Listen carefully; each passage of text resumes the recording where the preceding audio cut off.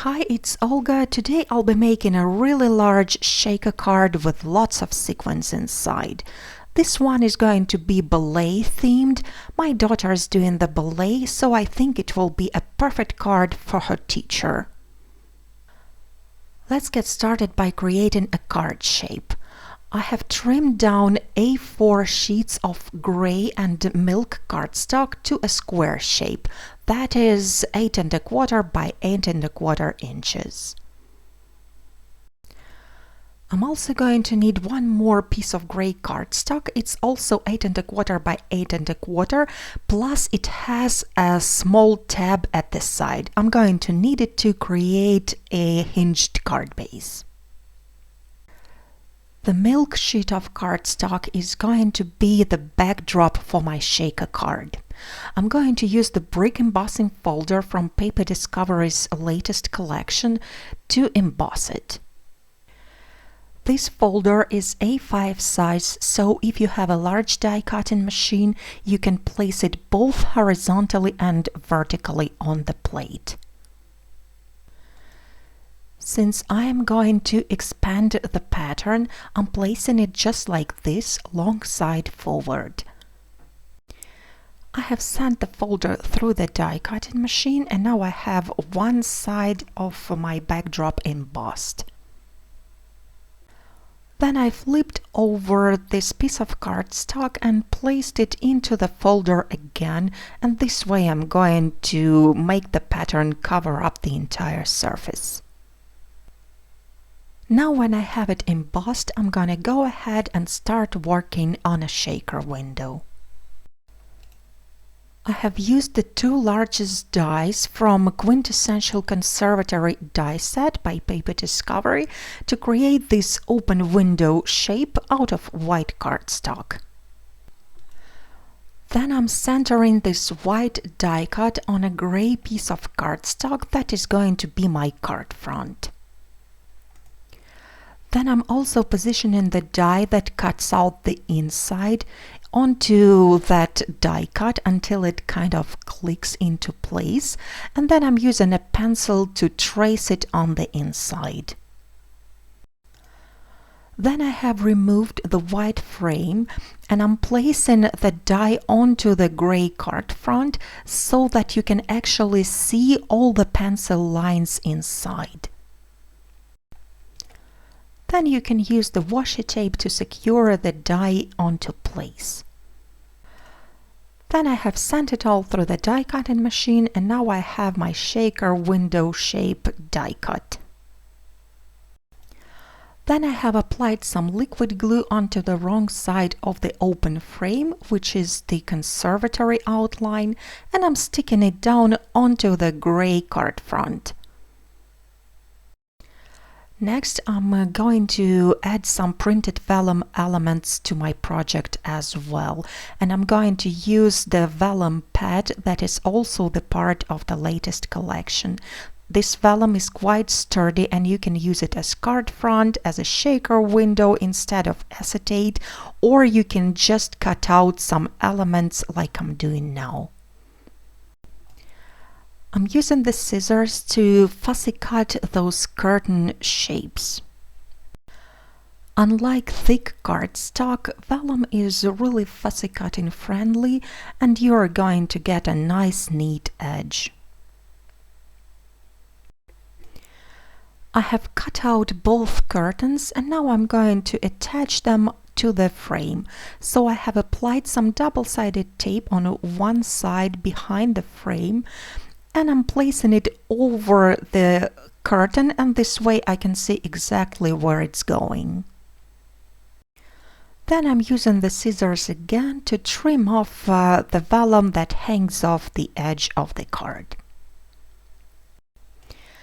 You might want to use just one curtain on one side, but since I'm going for symmetrical composition this time, I'm going to repeat this process on the other side as well. The next step is adding more elements to the background. I have used the intricate window dies. They are also from Quintessential Conservatory die set, just like the building outline. I have combined the outlines and the matching inserts to create those intricate windows out of white cardstock, and I have also used just the outlines to create the backgrounds out of pink cardstock. Then I'm using the liquid glue to attach the outlines onto the matching backgrounds, and I'll do that for all 3 windows. Now I have to attach all those windows onto the background, so I'm placing the frame back, and this way I'll see exactly where each window is going to be positioned, and I'm starting with the central one. Then I'm attaching this window with the liquid glue right onto the background, and then I can remove the frame. I chose not to use any foam adhesive because I don't want the sequins to be stuck on those windows later on. Then I'm going to attach 2 remaining windows on both sides of the central one exactly the same way. And as always, the tools and supplies that I'm using are going to be listed down below in the description box, as well as on my blog. And now I'm going to apply some adhesive onto the flap on the gray panel, and I'm sticking down the background onto it. To create a focal image, I'll be using the die from Silhouette Figures die set, and I have chosen this ballerina. I've die cut it out of black cardstock as well as out of gray. Now I'm setting the black figure aside, and I'm only going to attach the gray ones right onto the background, and again I'm not using any foam adhesive, I'm just going with the liquid glue. The figures are going to slightly overlap each other, and I'm attaching them symmetrically. Now when the backdrop is completely ready, I'm gonna go ahead and finish off the shaker window. So I'm applying some double-sided tape at the wrong side of the frame, and I'm sticking down a large piece of acetate behind it.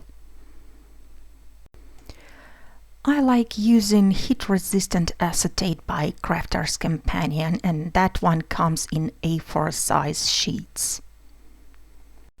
Now I am going to attach some of the elements right on top of the acetate, and the first one is going to be the black silhouette of the ballerina. Again, I'm placing the frame on top of the background, and this way I will see exactly where the die cut is going to be positioned. The glue I'm using is Ranger Multimedia Matte, and it's great for attaching paper to acetate. Another element I'm going to attach onto the acetate is that chandelier that is also the part of the new collection. I've die cut it out of silver cardstock, and I'm sticking it down with the Ranger Multimedia Matte. There is also a small chain die that comes with the chandelier, and I'm going to use that one as well. I have attached 2 layers of foam tape at the wrong side of the shaker frame, and now I'm setting it aside, and I'm going to fill in the shaker with the sequins. I'm going to use the beautiful sequin mix by Cat Scrappiness, and that one is called Ballet Recital. It contains the sequins of different shapes and different colors, and the color scheme is just perfect for my card. In fact, the card was inspired by this sequin mix. I'm also going to add some pink glitter, and I'm sprinkling it right onto the background. I have actually added one more sequin mix, which is the pink stars, and then I'm going to peel off the backing from the foam tape, and I'm attaching this frame right on top of the card. You just have to make sure that all the sequins are in the center of the card and none of them get behind the foam tape, so it sticks down better. And now it's time to add some finishing touches. I'm sticking down one butterfly-shaped sequence, it's also by Cat Scrappiness, and I'm creating the necklace for the ballerina. I'm also attaching one small half pearl on top of that butterfly. Then I'm also gonna go ahead and add a bunch of half pearls onto the chandelier. Then I'm gonna use spun sugar distress marker to color up the tie-ups for the curtains. In fact, you can color the entire curtain if you want to.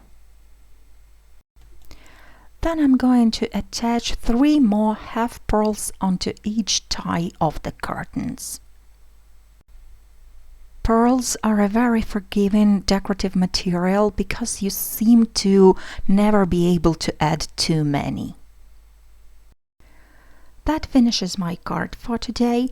I think I have added quite a lot of sequins, and I even think that half of that amount would do, but still I like the way they look and the way they move inside the card. They look just like the sparkling rain. I hope you enjoyed the tutorial. Thank you so much for watching and have a wonderful weekend. Bye bye!